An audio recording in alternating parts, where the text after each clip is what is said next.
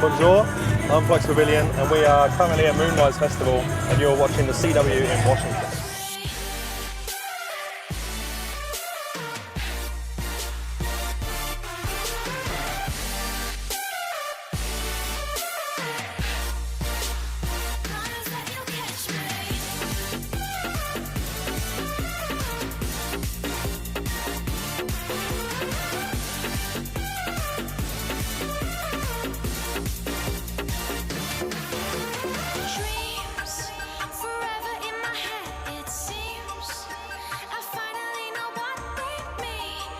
The festival's been great so far. We've got to check out a lot of the acts.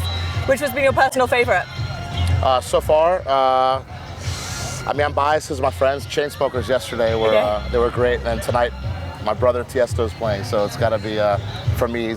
It's like all these years we're working together for like over 10 years, and I'm real proud to bring him to this festival of mine. You know, like I've traveled with him to all these other festivals, and this is my baby, and he's here, and he's my guy. And it worked out perfect. That's awesome. And are there any artists that you're currently looking to book for next year, or any hints towards those artists? I have an idea already. I mean, honestly, we're at a point now. I've been pretty much working with everybody there is, for the most part, in the dance music world. And I'm lucky. Last year we did this festival. Tiesto saw the pictures, and he's like, "Hey," he's like, "I want to play next year." And it was like, next day his agent's like, "Yo, let's do this," and we did it, and it worked out well. And I have some guys, I can't spoil it, but I have already in mind guys for next year that I want to play. So, and then Evan on his end, Bass Nectar's his guy, and this is his third year playing, and he loves it here. So it's good. That says a lot when he's like the biggest ticket seller right now, and he wants to play here. So it's hopefully next year I don't want to jinx it. I don't know. We'll see what happens. No, he was great last night, and you also have your in-house DJs playing. You get Roberto Gonzalez. Yeah, Roberto Gonzalez. He played at 12 yesterday. Yeah, he's great. For an upcoming DJ, for example, how would they get involved with Echo Stage? So we own a venue also called Soundcheck, and Soundcheck is I'm not gonna say it's a place for smaller DJs because it's a smaller venue. It's only 500 people as opposed to 3,300 people at Echo Stage. But it's a place where I can bring guys in and develop. Like Keizo came and played there twice, and now he's playing Moonrise. He's gonna do Echo Stage. So it's it's a way of building artists, you know. So chances are your first gig is not gonna be at Echo Stage. Yeah. It'll be at Soundcheck, unless it's some unique situation, you know. But most guys, I think the plan's working. You come, you play Soundcheck, then you go do support at Echo Stage, then you come back to Soundcheck and headline, or hopefully one day you do your own headline show at Echo. Like for example, Jaws. Jaws came. He did opening set with Carnage at Echo Stage. He did the opener of the opener for Life in Color for us last year, and then he sold and headlined his own show. That's awesome. So it's just, and it's not just Soundcheck's a small room. Tiesto's played there, Aoki's played there. We have Layback Luke playing there. Prince did a Srez D set. We have Oliver Heldens coming doing a high-low set there. So it's a cool room people want to play in. You can also develop guys. And also the festival is also a reward, because I could tell now, I could say, okay, this guy sold this many tickets at Echo Stage and Soundcheck. And same for Evan, because Evan does Soundcheck as well. It's a good barometer for us to say, hey, this is how they're selling. They do well at Moonrise. And it's also a reward. Yeah, for sure. Well, thank you so much for joining us today, and we look forward to catching the rest of Moonrise.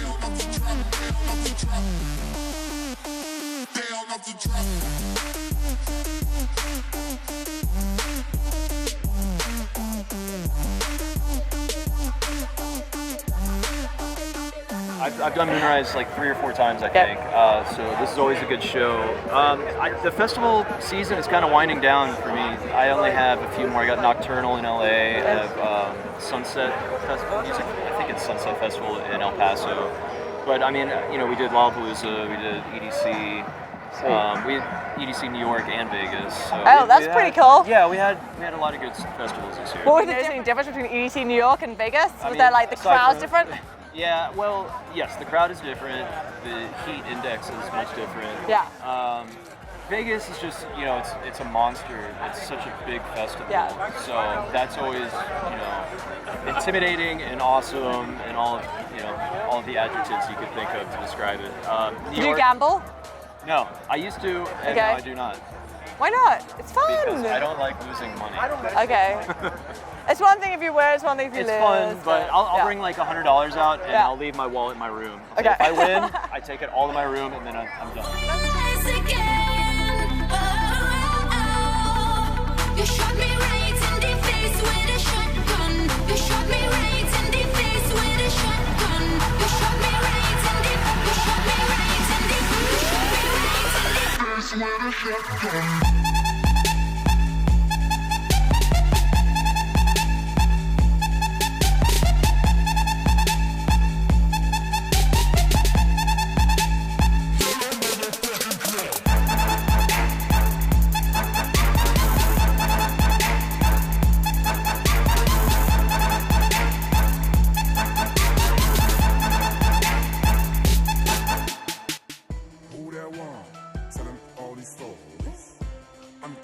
Is there like a particular place in the US that you love to perform at, like a venue that stands out? I actually love to go to Vegas. We have a residency there at Surrender. We play a lot of Excess and that new club called Intrigue over there. So like Yellow Claw and Win and Encore is like is like one. This is other play. I got love for LA. I got big love for LA. And bass music is huge over there. Yeah. We're actually doing two nights in a row there. Nice. 18 and 19 of August. Okay. And I'm looking forward to that for like weeks and weeks on. And what can we expect from your label in 2017? Oh man, I gotta be honest with you. Like the guys, Moxie, Sesko, who play the main stage set also here with Keizo. 2017 is gonna be a huge year for them, and they're gonna release so much new music. We're putting out the first the Barong Family album, like That's a awesome. collaborative album, in like a week or so, and that's just the beginning. These guys are just doing shows, and the rest of the time they're locked up in the studio making bangers. Like people are afraid of them, so that's what I'm looking forward at. And did you get to hang out with Keizo whilst he was here today? Oh yeah, absolutely. He's the homie. I played one of his unreleased songs, by the way, on the main stage. Cool. It was really cool. That's awesome.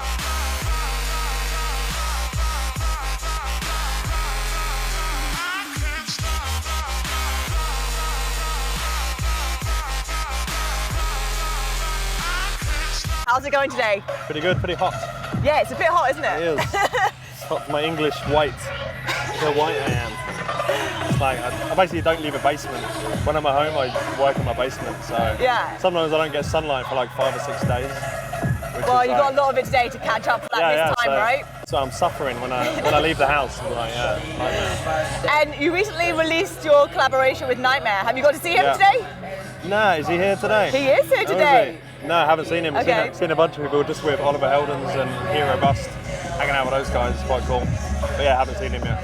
And what was the difference collaborating with Snails compared to collaborating with Nightmare? Was there any particular difference? With Snails, it's harder to get a point across via an email because he doesn't speak good English. Okay. Yeah, it speaks fine English, but it needs a phone call, not an email. And that's basically the only difference, I think. For me, the connection's just on a musical level. We're all excited about music. We're all excited about the style of music that we do as well. So the people I work with are the people that I connect with on a personal level. Yeah. So it's just kind of like hanging out with someone and having fun, basically. And you released Circus Records. Well, you started that label off with Dr. P. How's that been so far? Yeah, pretty good. Yeah, it's gone from 7 years, right, or something like that. Something like that, yeah. I think I've been doing this for about 8 years. We started the label just after I started being Flux Pavilion, and we started off in a shed, and it was just 3 of us working from a shed, and now we've got an office that's nice. with members of staff and all sorts of stuff like that. Cool, that's awesome. But yeah, I mean, it's kind of like the idea for the label was to have a platform for artists to be artists, basically. So it's not necessarily, the label's not really about, not about the label. It's not we want to look good as a label kind of thing. We want to just try and do the best job for our artists that we possibly can. And that's by giving them the opportunities to express themselves in any way they can. And the label is sort of an extension of that. So all the people that work with us are people that love music and believe in music and are just really good at their jobs because they're just really passionate about what they do. So it's kind of like we're a big family who we just love music and love giving artists an opportunity to do whatever they want, basically. That's nice to hear. Well, that was kind of why we started it. Because me and Dr. P were just like, we're quite strange artists, really, like in our own right. And it was kind of weird. We're signing a few tracks to labels, and then people were coming back and be like, oh, I'm not sure about this. Don't know if I want to put this out. And then we're like, well, I don't really care what you think. I like my song. Can I release it, please? And it was a really odd thing to all of a sudden have someone to tell you that your music wasn't very good. Yeah. Because you're like, I get that. You can understand it. It's a relative thing. But it's like we thought, well, why don't we make a situation where no one can tell us our music isn't good, and we can just do whatever we like, and we can do what we believe in, and then we can just follow our own vision, basically. And then that extended into give other artists the same opportunity. Have you had a chance to check out anything in Baltimore while you've been here? I've eaten a fuckload of crab cakes. Obviously. Oh, okay. Very Maryland. I once had a t-shirt that had a crab on it and said, "Don't bother me, I'm crabby," and that was like my favourite t-shirt for about a year and a half. So yeah, that's really good. And Starscape was Starscape was what Moonrise used to be, basically. And the third show I ever played in the US was in Starscape.